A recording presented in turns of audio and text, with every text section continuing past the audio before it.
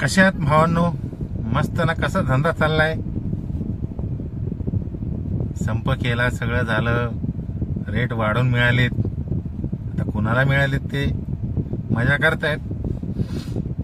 2 दिवस झालं ओला धमकी द्यायला लागले. कुणाला फोन आले कमेंट मध्ये सांगा. काय आहे की आपण जे काम करतो आपल्याकडे कुठलाच पुरावा नसतो. जे काय पुरावे असतात हे यांचे डिजिटल असतात यांच्याकडं. त्या पुराव्यांच्या आधारेच त्यांनी आपला संप मोडीत काढलेला आहे. कोर्टात त्यांनी त्याच गोष्टी दाखवल्यात. आपण कशा गाड्या दादागिरी करून थांबवतो, कसं दम देतो आणि संप करायला भाग पाडतो, असं चित्र त्यांनी कोर्टासमोर उभं केलं. आणि सर्वसामान्य जनतेचं आपण नुकसान करतोय. तर म्हणून इथून पुढे येणं सगळ्या गोष्टी आहेत ना, ताकद आपल्यात भरपूर आहे, हिंमत भरपूर आहे. आज 15 तारखेपासून जवळजवळ आपल्या सगळ्या भावांनी हिंमत दाखवली. कारण काय माहिती का, ड्रायव्हर इतका सहनशील माणूस, संकटांना सामोरं जाणारा व्यक्ती दुसरा कोणीच नसतो. सीमेवर लढणारे सैनिक शूर आहेतच, पण ते डायरेक्ट शत्रूशी लढतात आणि आपण अदृश्य शत्रूंशी लढतो, जे आपल्या सोबतच आहेत, आपल्या सोबतालीच वावरतात. अशा शत्रूंशी आपण लढतो. त्यामुळे इथून पुढे प्रत्येक गोष्टीचा पुरावा आपल्याकडे असला पाहिजे. ज्या कंप्लेंट आपल्याला करता येतील, काय गोष्टी आपल्याला शोधता येतील की ओला उबेर कसं लूट करतं, कसे चोऱ्या करतं, त्याचे पुरावे आपण जपून ठेवले पाहिजेत.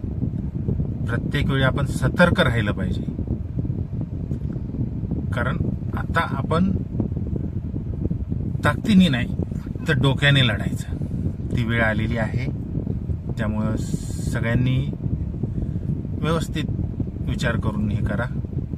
दुसरी गोष्ट, काल शनिवारी एक्सप्रेसवेवर अपघात झाला. त्यात आपल्या भावांच्याही काय गाड्या होत्या आणि इतर प्रवासी वाहने होती. तर आत्तापर्यंत कानावर आलं की एक महिलेचं दुःखद निधन झालं. तिच्या आत्म्याला शांती मिळो. आणि इतर काही भावांचं नुकसान झालं गाड्यांचं. 3-4 गाड्या दिसल्या आपल्या टी परमिटवाल्या. तर त्यांना आधीच संपातून बाहेर पडलेत, आता कुठं कमवायला लागले, तर आता परत त्यांचं आलं 10-15 दिवस गाड्या गॅरेजमध्ये. तर त्यांना आपण काही आपल्या युनियनच्या मार्फत काही शक्य तेवढी मदत करू शकतो. त्यांना काही तांत्रिक अडचणी येत असतील इन्शुरन्स क्लेम करण्यासाठी वगैरे, तर त्यांनी संपर्क करा, कमेंटमध्ये लिहा. नक्कीच आमच्याकडनं जेवढी मदत होईल तेवढी नक्की करू. आणि सतर्क राहा. आणि पहिली गोष्ट, आपण जेव्हा मीटरप्रमाणे भाडे द्या असं म्हणतो, आता गव्हर्नमेंटनेच हात वर केलेत. आता त्यांना त्यांच्या GR वर विश्वास नाही का, दारू पिऊन GR काढला होता ते आपल्याला माहित नाही.